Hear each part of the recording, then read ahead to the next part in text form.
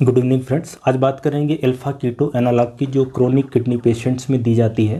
ये क्या दवाई है, क्या मेडिसिन है, कैसे काम करती है, क्रोनिक किडनी की बीमारी को क्या ये ठीक कर पाती है, डायलिसिस को रोक पाती है, या क्रिएटिनिन वगैरह बढ़ रहा है उसको क्या ये ठीक कर पाती है, कैसे काम करती है, इस सभी से हम बात करते हैं। तो अल्फा कीटो एनालॉग आजकल क्रोनिक किडनी डिजीज में काफ़ी चलन में आ गया, धीरे धीरे काफ़ी सारे लोग यूज़ करने लगे हैं।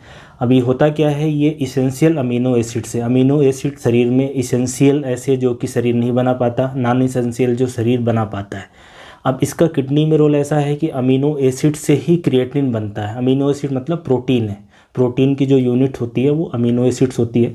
तो अगर आप प्रोटीन खाओगे तो क्रिएटिनिन ज़्यादा बनेगा।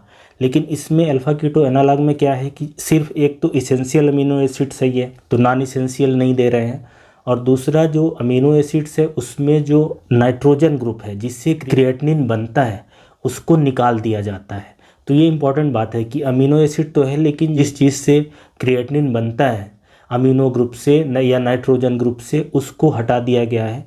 तो ये क्रिएटिनिन कम बनेगा या नहीं बनेगा, तो ये इसका एडवांटेज रहता है। तो अल्फा कीटो एनालॉग जब टैबलेट दी जाती है तो टैबलेट देना है 4 से 5 टैबलेट, डिपेंड करता है कि किडनी डैमेज किस स्टेज में है, कितना क्रिएटिनिन बन रहा है। और साथ में पेशेंट को लो प्रोटीन डाइट पे रखा जाता है, प्रोटीन का अमाउंट कम कर दिया जाता है। उससे फ़ायदा ये होगा कि जो क्रिएटिनिन बनने की रफ्तार है, बनने की जो दर है वो कम हो जाएगी। बेनिफिट देखा गया है कि क्रोनिक किडनी डिजीज के जो पेशेंट हैं, चाहे डायबिटीज़ हो, चाहे हाइपरटेंशन या किसी वजह से किडनी डैमेज है, उसमें क्रिएटिनिन का प्रोडक्शन कम हो जाता है, यूरिया का भी प्रोडक्शन कम हो जाता है। उससे जो प्रोग्रेशन की दर है, रफ्तार है, वो कम हो जाती है। आपको ये समझना है कि बीमारी पे कोई असर नहीं डालती अल्फा कीटो एनालॉग, मतलब ये बीमारी को नहीं ठीक करेगी, किडनी को नहीं ठीक कर देगी, दुरुस्त नहीं कर देगी, रिवर्स नहीं कर देगी, बल्कि सिर्फ यूरिया क्रिएटिनिन के लेवल को कम करती है। तो ऐसा देखा गया है स्टडीज़ में कि जो लोग डायलिसिस होने की जो संभावना है, रीनल फेलियर की जो संभावना है, किडनी ट्रांसप्लांट कराने की संभावना है, वो कम हो जाती है। जैसे किसी की किडनी डायलिसिस 4-6 सालों में स्टार्ट होने वाली होगी तो और दिनों बाद स्टार्ट होगी, लेकिन जो बीमारी है उसको ठीक नहीं करती।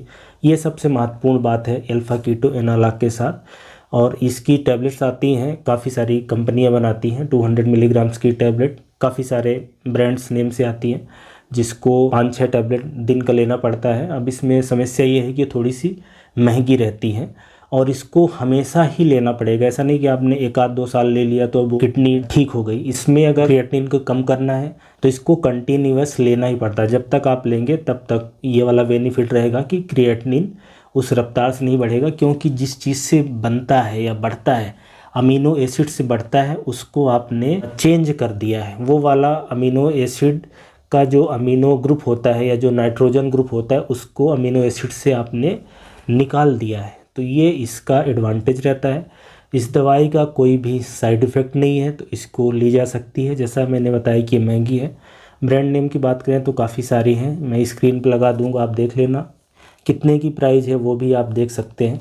बस इम्पॉर्टेंट बात यही है कि ये किडनी डैमेज को नहीं ठीक करती। जैसे किसी की किडनी ख़राब हुई है डायबिटीज़ या ब्लड प्रेशर के कारण, तो ये किडनी डैमेज पे इसका कोई असर नहीं है। सिर्फ जो प्रोडक्शन है क्रिएटिनिन का उसको ये कंट्रोल कर देती है, उसको कम कर देती है। इससे ओवरऑल जो ब्लड में यूरिया क्रिएटिनिन का लेवल है वो कम हो जाता है, ये आपको समझना है। और जब ये दवाई चलेगी उस समय जो नॉर्मल प्रोटीन दिया जाता है, जैसे किडनी पेशेंट जो होते हैं उनको स्टेज के हिसाब से उनके प्रोटीन के लेवल को सेट करा जाता है। नॉर्मली 0.6 से लेकर 0.8 ग्राम पर केजी बॉडी वेट के हिसाब से रहता है।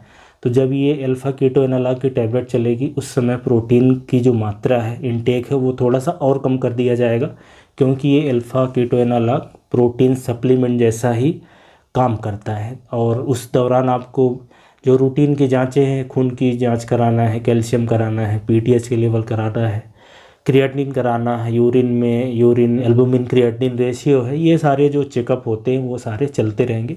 इसका जो मेन एडवांटेज यही है कि जो बीमारी तेज़ी से बिगड़ती है या जल्दी पेशेंट डायलिसिस पे जाते हैं उसकी जो रफ्तार है वो कम हो जाती है। जैसा कि पता है सबको कि अगर एक बार किडनी डैमेज हो जाए तो हमारे पास ऐसी कोई दवाई नहीं है जो किडनी डैमेज को सुधार दे और क्रिएटिनिन के लेवल को नीचे लाए। आजकल ये कुछ दवाइयाँ हैं जो ट्राई करी जाती है, उसमें से ये अल्फा कीटो एनालॉग ही है।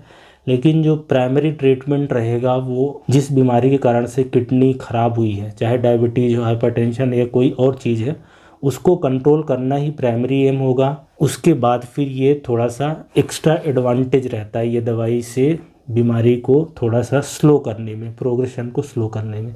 तो अल्फा कीटो एनालॉग क्या है, कैसे काम करता है, कितना बेनिफिशियल होता है, इसके बारे में आपको क्लियर ओपिनियन या गाइडेंस मिल गया होगा। Thank you so much.